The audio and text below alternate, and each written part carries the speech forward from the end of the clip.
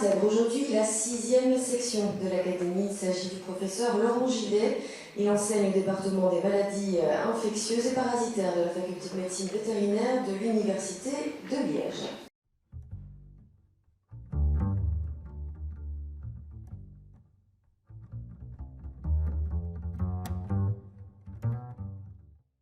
Donc ça c'est une longue histoire, mais je suis baigné dans la médecine vétérinaire depuis que je suis petit, parce que mon papa était vétérinaire, et donc voilà pourquoi je me suis destiné au métier de vétérinaire, ou à la formation de vétérinaire, tout en voulant faire de la recherche scientifique. J'ai été pour un postdoc pendant 2 ans en Angleterre. Partir là-bas, c'est certain que ça m'a apporté scientifiquement, mais au niveau personnel ou privé, ou au niveau extra-travail, ça m'a apporté d'apprendre à connaître une nouvelle culture. Et donc ils ont toute une série de traditions qui sont, voilà, c'est complètement différent par rapport à nous, et vraiment une ouverture différente vers le monde avec oui, une ouverture vers des pays dont chez nous on parle beaucoup moins. Moi, ce qui me plaît dans la recherche, c'est finalement c'est explorer des choses que d'autres n'ont pas encore faites auparavant et d'apporter ma petite contribution dans un domaine donné à la compréhension globale du reste. C'est quelque chose que j'aime bien, donc le fait de devoir l'expliquer jusqu'au bout, ça nous permet de mieux comprendre la matière, donc c'est absolument essentiel d'interagir avec les étudiants. C'est se remettre en question, mais c'est vraiment intéressant parce que bien souvent ils ont des questions à la base peut-être naïves, mais ils nous interrogent sur ce qu'on présente avec un autre regard, un autre point de vue que celui que nous on a priori, et donc ça nous fait découvrir une nouvelle facette de ce qu'on enseigne, et je pense que du coup on comprend mieux la matière qu'on enseigne avec les questions des étudiants en face de nous. Les rapports entre la santé animale et humaine, ils sont très très étroits, et il y a beaucoup d'agents infectieux qui ne voient pas la limite entre eh bien, un homme et un animal, et donc c'est toutes les maladies zoonotiques, et les dernières épidémies dont on a parlé, en particulier le SARS-CoV-2, ça montre bien toute l'importance de cette prise en charge globale de la santé humaine et de la santé animale. D'abord au niveau des maladies infectieuses, mais de manière plus large, une étude plus approfondie de la santé animale peut nous aider à mieux comprendre également certains aspects de pathologie humaine. Donc, que les gens ne comprennent pas toujours, et donc ça veut dire que ça peut aller jusque aux méthodes d'élevage. C'est vraiment de nouveau notre interaction avec les ressources, puisque certaines déstabilisations des ressources ou surexploitation des ressources vont induire des déséquilibres au sein des écosystèmes et l'apparition de nouvelles maladies. Il y a eu toute une série de documentaires qui ont très bien illustré ça récemment, mais également au niveau de nos élevages. Les élevages hyper intensifs peuvent également générer de nouvelles menaces pour la santé humaine. Donc là, je pense pas que la santé animale et la santé humaine doivent, à l'heure actuelle, encore être vues comme deux choses séparées. Ça doit vraiment être intégré. Donc moi, mes hobbies, c'est surtout ça a trait à la nature. Et alors, en tant que vétérinaire, j'ai des animaux chez moi. Donc j'ai des moutons, j'ai des chevaux. Et donc voilà, c'est principalement lié à la nature. Donc j'ai 3 filles. 3 filles de 17, 16 et 13 ans. Ouais, donc je pense que le plus important au départ, ça doit quand même être la vie familiale. Et vraiment, c'est le socle qui nous permet de construire tout le reste. Ce qui est important, c'est d'avoir un objectif et de la motivation. Et bien à ce moment-là, on arrive à atteindre des grandes choses et à faire beaucoup de choses. Et on fait ça avec plaisir parce que ce n'est pas une charge, c'est plutôt quelque chose qu'on aime faire. Et donc voilà, ça c'est quand même très très important pour moi de le faire avec motivation, avec passion. C'est une institution où il va y avoir vraiment un brassage de différentes personnes qui sont du monde académique belge, mais également du monde académique étranger. Et donc, on va pouvoir continuer à apprendre en participant aux travaux de l'académie. Je pense que faire partie de l'académie, eh bien, c'est pouvoir contribuer à ces trois objectifs, hein, on va dire servir, apprendre et diffuser le savoir. En accord avec les ressources de la planète, d'une part, et d'autre part, que l'ensemble de la population humaine puisse vivre de manière homogène, c'est-à-dire que tout le monde ait accès aux mêmes chances.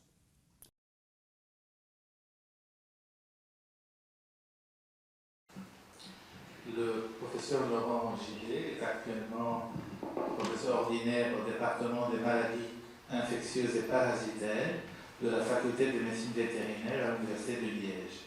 Ses travaux portent sur un sujet de grande actualité d'une dimension mondiale et qui affecte les populations animales et humaines, à savoir l'étude des interactions hôtes pathogènes d'un point de vue immunitaire, et en particulier l'étude de la biologie de gamma herpes virus. Le curriculum vitae du professeur Gillet est impressionnant et ses travaux ont un impact à la fois sur la santé animale et la santé humaine. Je l'invite de présenter sa carrière. Monsieur le Président, Monsieur le Secrétaire perpétuel, mes chers collègues, Mesdames et Messieurs, je voudrais d'abord commencer cet exposé en remerciant l'Académie pour l'honneur qu'elle me fait de m'accueillir en ses murs. Donc je vais essayer en quelques slides de un peu donner une vue d'ensemble des travaux que nous menons au laboratoire qui étudient les interactions entre les infections virales et la réponse immune de l'hôte. Et pour ce faire, nous étudions plus particulièrement une famille de virus, que sont les gamma herpes virus. Pourquoi? Parce que ces virus sont très prévalents dans les populations animales, mais également au sein des populations humaines. On a eu l'occasion tout à l'heure de le citer avec le virus d'Epstein-Barr et le virus associé au sarcome de Kaposi, qui sont des virus extrêmement prévalents, qui infectent la plupart de nous et qui les infectent généralement de manière asymptomatique. Donc nous n'avons pas de symptômes quand nous sommes primo-infectés par ces virus, quoique avec le BV, il y a de plus en plus de personnes qui développent la mononucléose infectieuse puisqu'ils les rencontrent plus tard dans la vie. Et ces virus s'établissent à l'état latent pour la vie entière. Alors ils sont étudiés principalement au départ parce que ces virus sont associés chez les personnes immunodéprimées avec le développement de certains cancers, le lymphome de Burkitt ou le sarcome de Kaposi, mais plus récemment, eh bien, ces virus et le virus d'Epstein-Barr a été associé au développement d'immunopathologies, dont notamment la sclérose en plaques, puisque c'est le facteur environnemental qui est le plus associé au développement de la sclérose en plaques. Alors, nos travaux vraiment se focalisent sur l'étude entre les interactions de ces virus avec le système immunitaire de l'hôte, et nous avons d'abord beaucoup étudié comment ces virus pénétraient au sein des cellules de l'organisme, quelles étaient les glycoprotéines qui étaient impliquées, et ensuite quelles étaient les protéines impliquées dans vraiment le trafficking des capsides vers le noyau.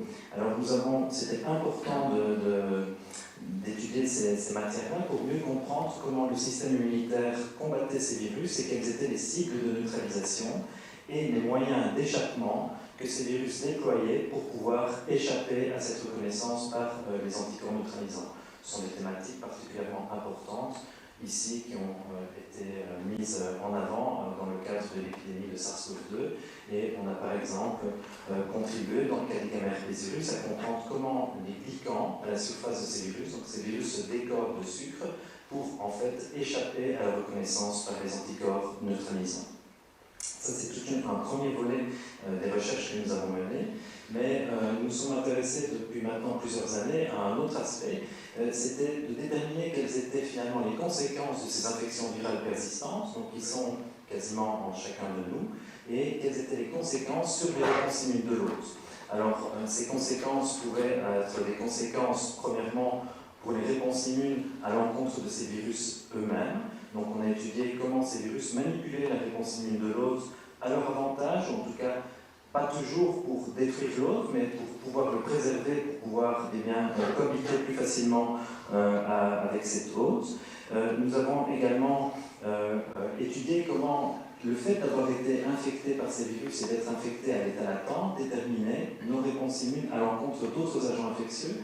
Et de nouveau, ça c'est particulièrement important ici dans toute l'étude de la variation des réponses immunes entre individus, pourquoi certains sont développent des pathologies lorsqu'ils rencontrent un agent infectieux, pourquoi d'autres pas? Eh bien, on montre, nous, que l'historique d'infection, l'historique de la rencontre avec ces différents agents pathogènes, avec ces virus persistants, peut déterminer le type de réponse immune que l'on monte par la suite. Alors, nous avons également étudié ces phénomènes dans le cadre des réponses immunes à l'encontre d'allergènes, puisque je vous ai dit tout à l'heure qu'on rencontrait ces virus de plus en plus tard dans la vie, et ça rencontre un petit peu ce que Mme Smith a présenté tout à l'heure. Eh bien, ces virus, de manière assez particulière, nous aident à mieux réguler nos réponses immunes à l'encontre d'antigènes qui ne sont a priori pas agressifs, pas dommageables pour l'organisme, et donc nous aident à réguler nos réponses immunes à l'encontre d'allergènes, et donc on a étudié ça plus en détail. Et nous commençons maintenant à étudier comment ces virus, ces infections virales, régulent les réponses immunes à l'encontre d'auto-antigènes. Donc là, je fais le parallèle avec l'aspect aux plaques dont je vous ai parlé tout à l'heure. Alors plus spécifiquement, on s'intéresse à la réponse immune au niveau du poumon, et donc je vais juste illustrer ici avec un schéma ce que nous avons montré récemment. On montre que ces infections virales au niveau du poumon, donc ces infections virales au niveau du poumon peuvent aboutir à la destruction des macrophages qui sont résidents au niveau de ces alvéoles pulmonaires, qu'on appelle les macrophages alvéolaires, et à induire leur remplacement par des monocytes circulants qui ont un profil régulateur de par cette infection virale. Et ces monocytes régulateurs vont être éduqués lorsqu'ils arrivent au niveau de l'alvéole pulmonaire par des cellules un petit peu particulières qui se trouvent dans le parenchyme pulmonaire, qui sont les cellules lymphoïdes innées de groupe 2, donc les ILC2, et on voit que l'infection virale va manipuler le phénotype de ces ILC2 et finalement contribuer à l'éducation et au devenir à long terme des macrophages alvéolaires qui repopulent la niche alvéolaire. Alors, on s'est également intéressé à l'interaction de ces macrophages alvéolaires éduqués avec les lymphocytes T de l'hôte au niveau de la niche alvéolaire. Alors, à côté de ces gamma-herpesvirus, nous étudions d'autres virus respiratoires, donc ils sont tous centrés au niveau de l'appareil respiratoire, donc les adénovirus, pneumovirus, influenza, et récemment nous avons débuté des projets sur le SARS-CoV-2. Alors, je voudrais terminer cet exposé en remerciant en fait les personnes qui me permettent d'être là devant vous aujourd'hui. Et donc je voudrais remercier plusieurs personnes, j'ai 2-3 dias de remerciements.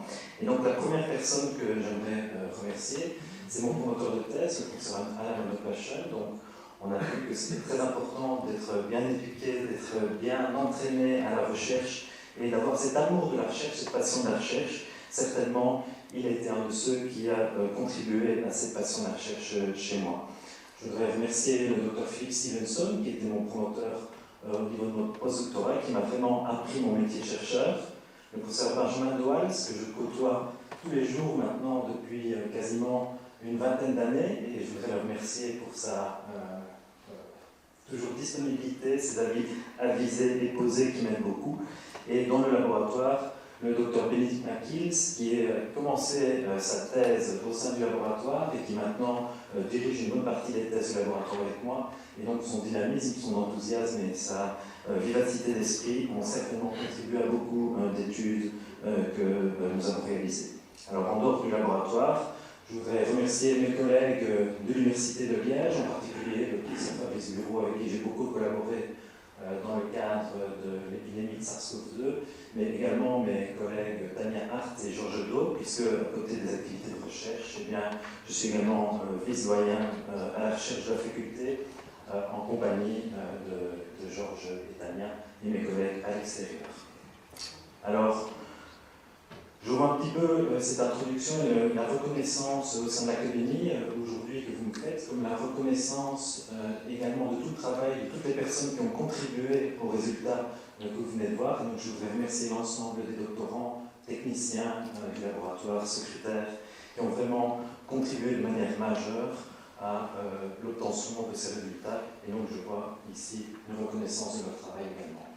Donc, je voudrais terminer par remercier mon épouse Virginie, sans laquelle qui m'accompagne depuis plus de 25 ans et sans laquelle je ne serais certainement pas ici aujourd'hui, notamment vu le travail acharné qu'on a réalisé dans les dernières années. Donc, je remercie vraiment. Donc, merci beaucoup.